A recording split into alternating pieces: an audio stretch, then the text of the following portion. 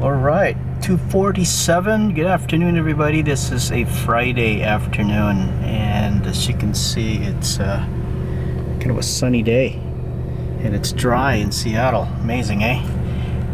Hey, I've had this symptom come up on my Tundra, and as you can see, this is a 2007 5.7 liter V8 with 91,000 miles. I just changed the oil on it. First of all, the tire gauge light is on, and I've made sure that the tire pressure is in order. And then all of a sudden, press the brakes there, won't come out of park. It's stuck in park. So what I had done is I just pressed that button there,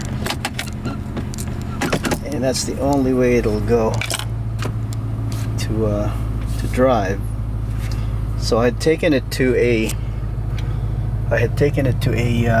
what's I think it's a Shucks. No, it's an AutoZone. No, yeah, it was an O'Reilly's, formerly Shucks Auto Parts, and they plugged in the diagnostic tool that they had, and it showed a code. I remember the number of the code, but it said it's a brake light switch, but I don't think that's what it is. But I went ahead and ordered it because they were going to charge me like $29 plus tax for the brake light switch, and it's down there. Very simple switch that you just kind of unplug and then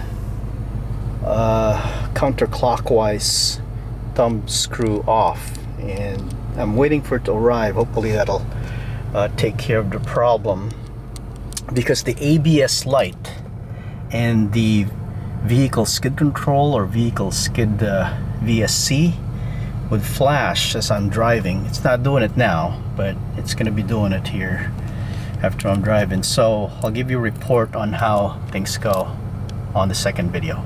Have a great day. Bye.